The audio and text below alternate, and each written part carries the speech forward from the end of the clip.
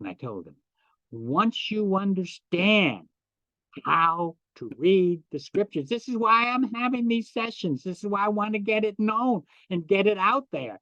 This is why I appreciate your love offerings that you send in to help keep this thing going. And don't forget, and I'm going to answer your questions now. I know I probably have questions, but I have 3 right now. I don't know how many have come in.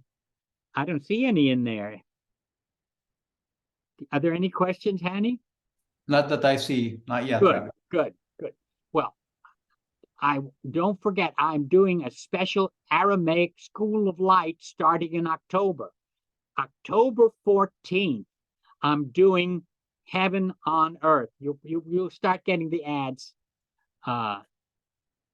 probably the end of this week, and then the next week, and tell others about it.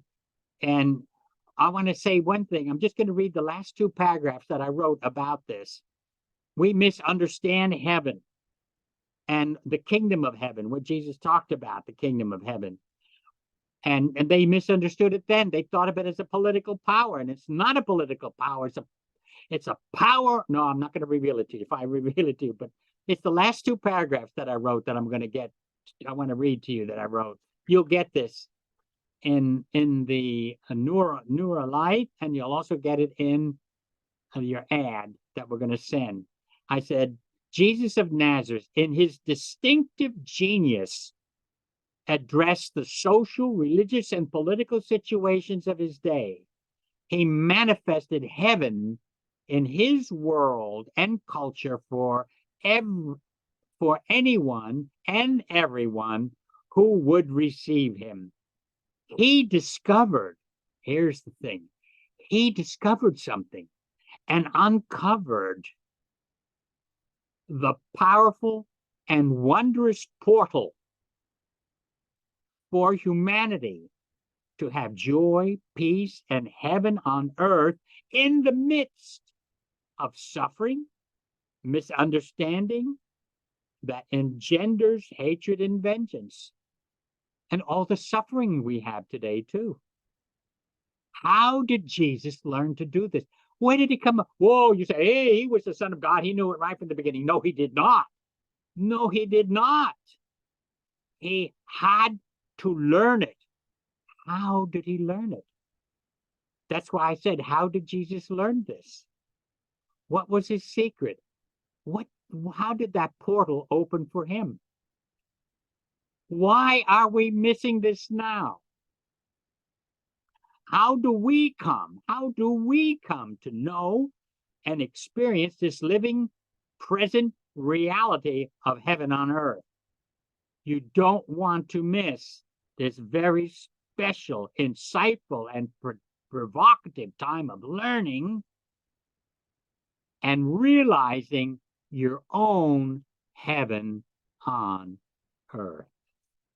That's October 14th at 1 o'clock on Saturday for 2 hours. Going to be in 2 sessions, one in October and then part 2 in November. Heaven on earth. Aramaic School of Light. Write the Neura Foundation or call and sign up. It'll be for 2 hours, and I'll also be answering questions as well. All right. Now let's get to the questions. I have 3 questions here that were, one is from Australia, another is from Germany, and one from last week when Reverend Hanny was speaking. And by the way, Reverend Hanny won't be here next week. I will be taking the class next Wednesday as well. I'm taking the class next Wednesday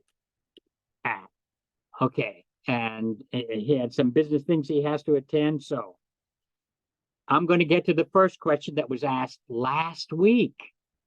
And that's in the 11th chapter of Matthew. Let me get to it right now. I'm getting my Bible here.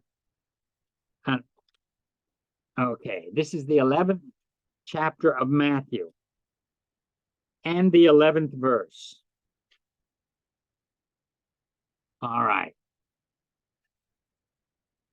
Truly, and the question was, what are the idioms here that are in this 11th chapter? And it's 11, 12, and 13 is what he has. That was the question that was asked. Okay. Here it is. Matthew 11, 11, 12, and 13. That is Matthew chapter 11, verses 11, 12, and 13. Truly I say to you that among those who are born of women, there has never risen one greater than John the Baptist. And yet even the least person in the kingdom of heaven, meaning now, not when you die, that the least person in the kingdom of heaven is greater than John the Baptist. From the days of John the Baptist until now, the kingdom of heaven has been administered by force, and only those in power control it. Ooh. For all the prophets and the law and the Torah prophesied until John. All the prophesies, all the Torah and all the prophecies of the prophet are all culminated and finished with John the Baptist.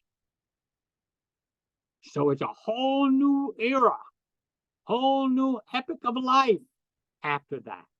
So what is this saying? What is this teaching us? What is this telling us? Okay. There's only one idiom in this entire, he thought there were, whoever wrote the questions thought there were several idioms, probably because of the way it's worded about the kingdom of heavens being administered by force, okay? I can understand why this person thought there were several idioms in here, but it's not. Okay, there's only one idiom. And the one idiom is where Jesus says, truly, truly, I am telling you that among those who are born of women, those who are born of women, I love the way that's worded in the Aramaic. Those who are born of women, there's no other way to get here. We're all born of women. Every man, every woman comes from woman. Those who are born of woman. This is why we know this is a Semitic Aramaic idiom. This is a Semitic Aramaic idiom. We have our own too. What does it mean? What does it mean? Okay. Remember, this is the Near Eastern idiom. I'm not making this idiom up. This is what they used in the Near East. Okay. Born of women means humanity is frail. Human beings are frail. We're subject to making mistakes. We are frail. We are weak. We are subject because we're not always 100% correct. So we are weak. Huh? And that's born of, we have our English one. What is the English one? Well, I'm only human. Haven't you used that yourself? Well, what do you expect? I'm only human, which means I have a weakness, which means I am something, parts of me are frail. So born of women, those who are born of women, let me tell you, everyone is born of women. That's the only way we can get here. There's no one that isn't. But it became an idiomatic expression, just like we use, I'm only human. Therefore, I'm subject to frailty. I'm subject to making mistakes. I'm subject to all these things. It's only natural, huh? Right? Come on now, admit it. You're all born of women. I'm born of women. Everyone is born of, if you're a woman, you're still born of woman. And all men, and Jesus was using this as a blanket statement, meaning humanity is weak and frail. Yet, in spite of that, he's saying, in spite of this fact, right? I say to all of you that among those born of women, there has never risen one greater than John the Baptist. This is a typical way of speaking in the Near East. Let me tell you, This is the greatest man in the world. Jesus is saying, John the Baptist. That's why it says, has never risen one greater than John the Baptist. What about Moses? What about Abraham? What about, oh, we can name a whole bunch of slew of wonderful people. But oh, no, no, no. Jesus is saying here, this is Eastern exaggeration too, because he's praising John the Baptist, because John the Baptist has been killed. He's been beheaded. And now he's saying that, and remember, John the Baptist had just sent messengers a little while back to Jesus saying, are you really the Messiah, or do we expect someone else to come? Are you really the anointed one, or do we wait for someone else? I'm tired of being in prison. And he told the disciples of John the Baptist who came from the prison to Jesus, and Jesus says, you go back and tell John what you see, what you've heard, what you know, how I've healed, how this has happened, how that has happened. But nothing politically changed. Everything was done spiritually, and that was the rub. And that's what John did not understand. And that's why he thought there was another Messiah that should come, and Jesus wasn't really the anointed one, even though he saw that dove come down upon him, and he saw that vision when he baptized Jesus. So here we go. He says, has never seen one risen greater than John the Baptist. I love it. That's Aramaic way of speaking.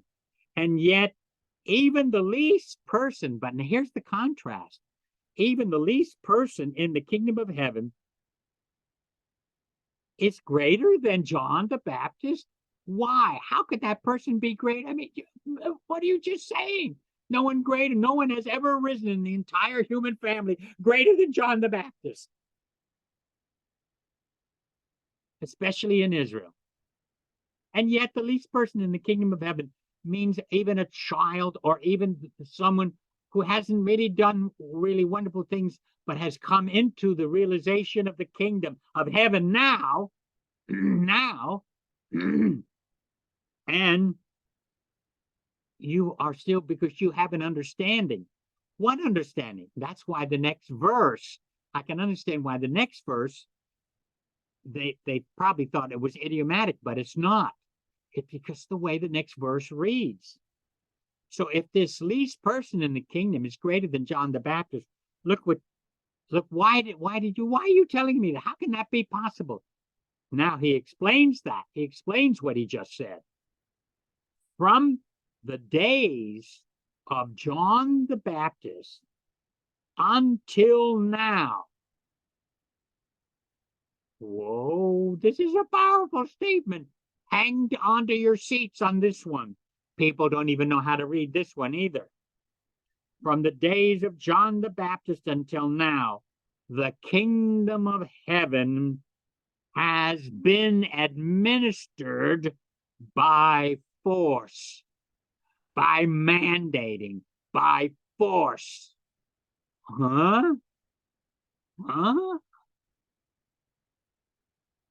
force. Anything that comes by force, we resent it. And no matter how many lies they back it with, when you're mandating, oh boy, it's force. When you mandate, you force, whether you like it or not, has been administered by force. Oh, really? How come? How could the kingdom of heaven be ministered by force? Not by God. It's not God here.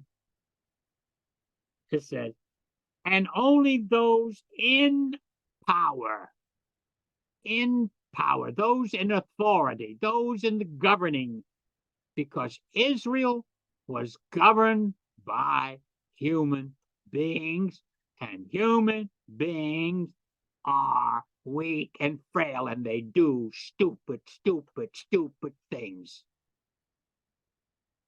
Government does it too, because it's run by men. It's run by human beings. And stupidity always comes along with it. It has to. It has to. It has to come. And this is what Jesus, the kingdom of heaven, Israel was supposed to be the expression of the kingdom of heaven on earth, but it wasn't. because people and especially during Jesus' time, Romans were ruling Herod. Herod had murdered, and that is the father of the one who was the Herod that was alive during Jesus' time, one of the sons. He was evil too, but not as evil as his father, Herod the Great, who murdered all the rulers in Israel. He did all kinds of atrocities by force, everything done by force. Israel was supposed to represent God's rule on earth. Didn't show it at all. And the churches are supposed to represent heaven on earth. I make no comment. Okay. By force. And only those in power control it, not God. They were supposed to they represented the kingdom of heaven, but how did they do it? And if you trace the history of the Western churches, you find force. You find force. Those in power do it. And if you know anything about the history of the Pope, they did a lot of wicked things. And I'm not just talking about going with women. They did a lot of political, wicked, murdering, awful things.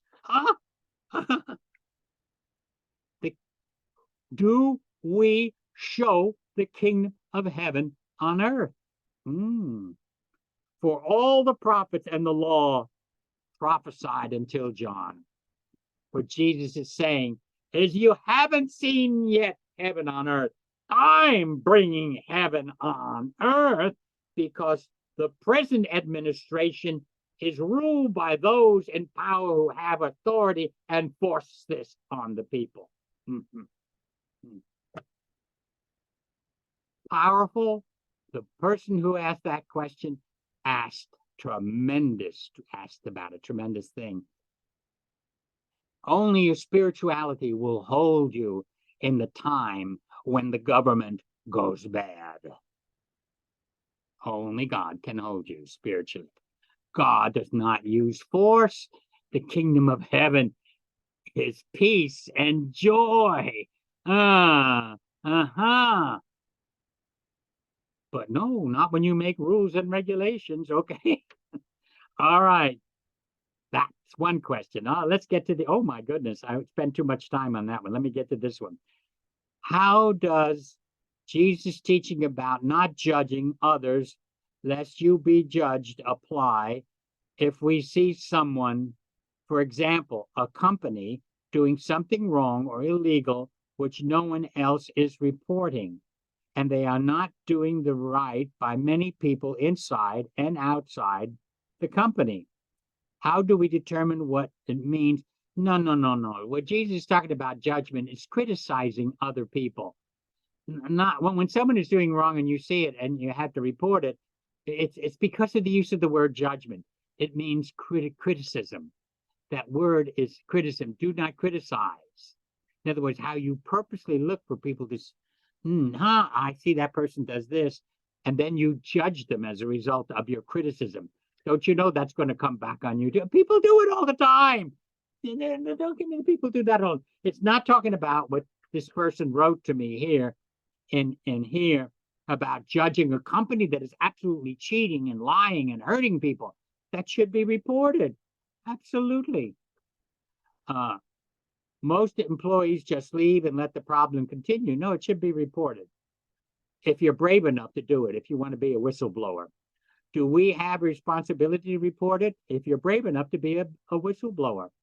Or does that mean we are harshly judging them? No, it has nothing to do with harshly judging them at all.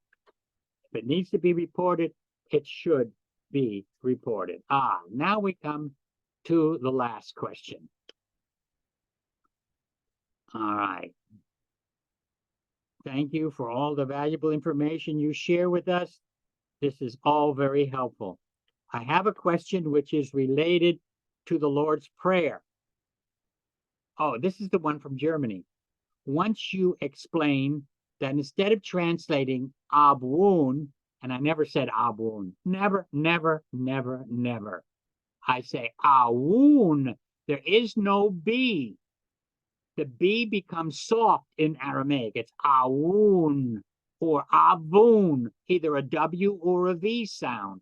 Awoon or Awoon, never a B. So please correct that. It's Awoon or Awoon. Because the word for father in Hebrew is Ava, and the word for father in Aramaic is Ava or Awa. Either one. Either one.